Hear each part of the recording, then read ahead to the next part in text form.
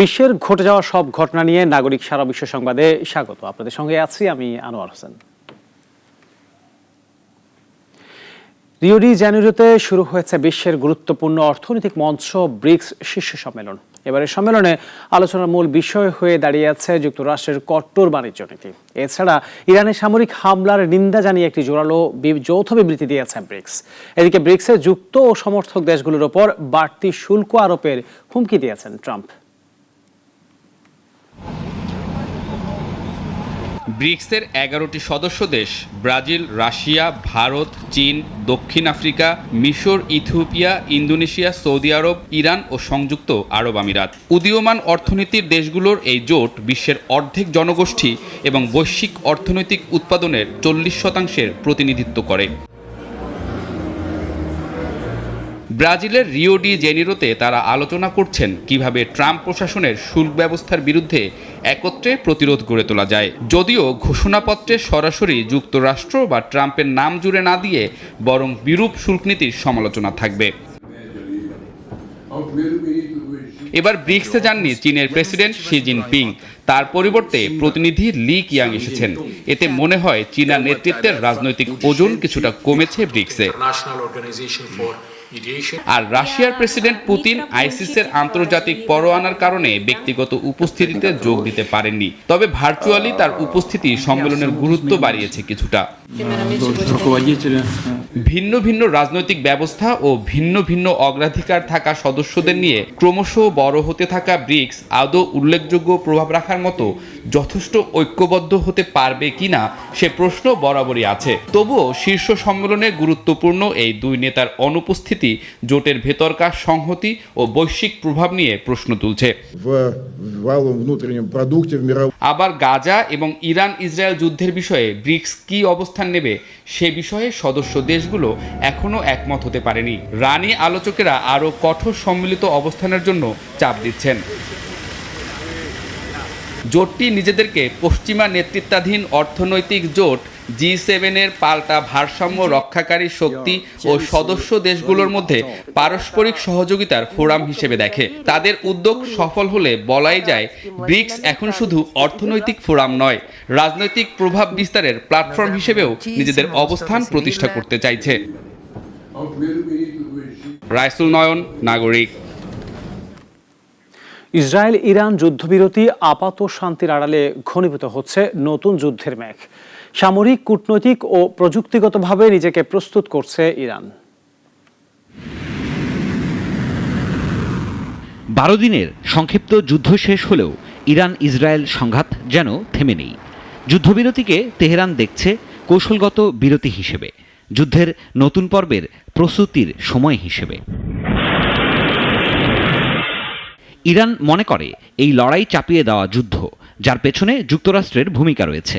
ঠিক যেমন Iran Iraq যুদ্ধ, আর সেই অভিজ্ঞতা থেকেই এবার সময়কে ব্যবহার করছে তারা।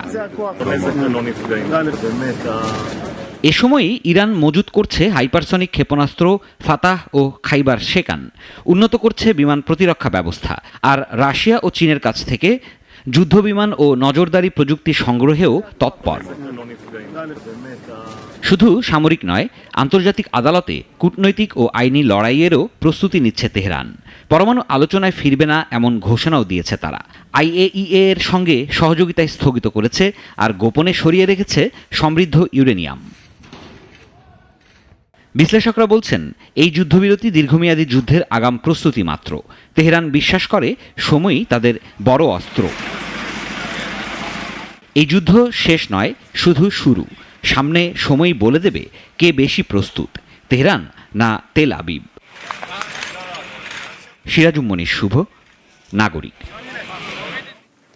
অঙ্কে ছেলেরা এগিয়ে, এই বিশ্বাস সমাজে দীর্ঘদিনের। তবে সম্প্রতি গবেষণা বলছে মেয়েদের পিছিয়ে পড়ার কারণ হয়তো সমাজ ও পরিবেশেই।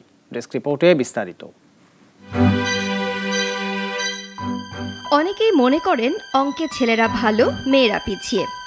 কিন্তু ফ্রান্সের 25 লাখ শিশুর ওপর চালানো গবেষণা বলছে শৈশবে ছেলেমেয়ের অঙ্ক বোঝার সক্ষমতায় তেমন কোনো পার্থক্য নেই।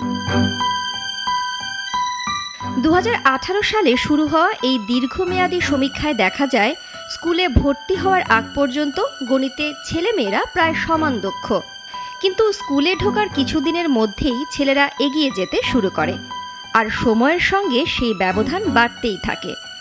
গবেষকরা বলছেন, জন্মগত নয়, এই বৈষম্য তৈরি হয় শিক্ষার পরিবেশ, পরিবারের দৃষ্টিভঙ্গি এবং সামাজিক বার্তার মাধ্যমে। 2003 সালে 40টি দেশের 3 লাখ শিক্ষার্থীর ওপর করা আরেক গবেষণাও বলেছে, যেখানে মেয়েরা ছেলেদের সমান সুযোগ পায় সেখানে গণিতে তারা পিছিয়ে থাকে না, বরং অনেক ক্ষেত্রেই এগিয়ে যায়। বিশেষজ্ঞদের মতে এর উত্তর লুকিয়ে আছে গার্লস কান্ট ডু ম্যাথ এমন দীর্ঘদিনের ভুল বার্তায়। অনেক সময় শিক্ষক, এমনকি পরিবারের সদস্যরাও অজান্তেই ছেলেদের থেকে মেয়েদের কম সক্ষম ভাবেন। শুরু হয় মানসিক বাধা।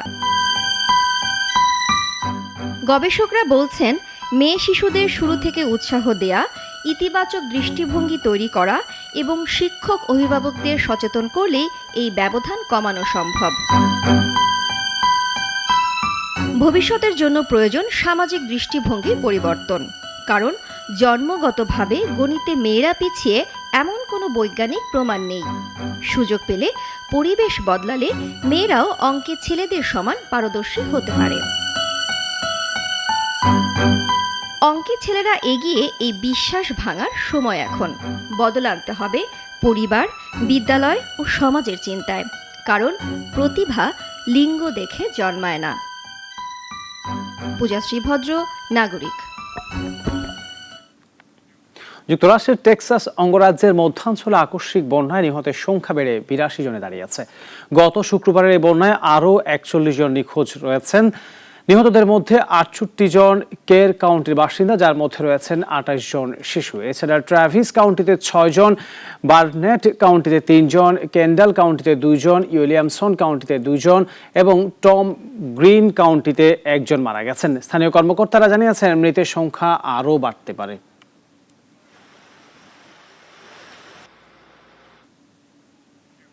মাস্কের এই নতুন রাজনৈতিক দল গঠনকে হাস্যকর বলে আখ্যায়িত করেছেন যুক্তরাষ্ট্রের প্রেসিডেন্ট ডোনাল্ড ট্রাম্প। একই সঙ্গে এটিকে উদ্যত ও বিভ্রান্তিকর উদ্যোগ বলেও অভিহিত করেছেন তিনি। ট্রাম্প বলেন, তৃতীয় কোনো রাজনৈতিক দল গঠন করাটা একেবারেই হাস্যকর। আমেরিকার 2 দলের যে রাজনৈতিক কাঠামো তা বহু বছর ধরে আছে। তৃতীয় দল আনার চেষ্টা শুধু বিভ্রান্তি তৈরি করবে। সম্প্রতি মাস্ক ঘোষণা দেন তিনি আমেরিকা পার্টি নামে একটি নতুন রাজনৈতিক দল গঠন করছেন, যার লক্ষ্য হবে রিপাবলিকান ও ডেমোক্র্যাট এই 2 প্রথাগত দলের বাইরে বিকল্প রাজনীতি গড়ে তোলা। এক সময় ট্রাম্প ও মাস্ক ছিলেন রাজনৈতিক ও প্রশাসনিক মিত্র। ইয়েমেনের 3টি বন্দর ও একটি বিদ্যুৎ কেন্দ্র হুতিদের লক্ষ্যবস্তুতে হামলা চালিয়েছে ইসরায়েল। হামলায় তাৎক্ষণিকভাবে হতাহতের কোনো খবর পাওয়া যায়নি। গত 1 মাসের মধ্যে ইয়েমেনে এটাই প্রথম ইসরায়েলি হামলা। ইয়েমেনের হোদেইদা, হোসেইন, রাস ইসা ও সালিফ বন্দরে ভোরে হামলা চালানো হয়। এছাড়া দেশটির রাস কান্তির বিদ্যুৎ কেন্দ্র হামলার শিকার হয়েছে। ইসরায়েলের সেনাবাহিনী বলছে, হুতিদের একের পর এক আক্রমণের জবাবে ইয়েমেনে এমন হামলা। অন্যদিকে হুতিদের সামরিক মুখপাত্র জানিয়েছে, তাদের আকাশ প্রতিরক্ষা ব্যবস্থা ইসরায়েলি হামলা প্রতিহত করেছে। যুক্তরাষ্ট্রে ভিসা পাওয়ার পরও প্রার্থীদের নিরাপত্তা যাচাই প্রক্রিয়া শেষ হয় না।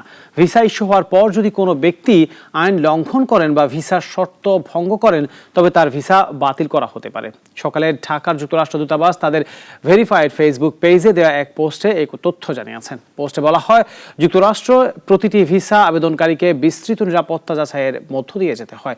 এই প্রক্রিয়া আবেদনকারীর তথ্য আইন প্রয়োগকারী সংস্থা এবং সন্ত্রাস বিরোধী ডেটাবেসের সঙ্গে মিলিয়ে দেখা হয়।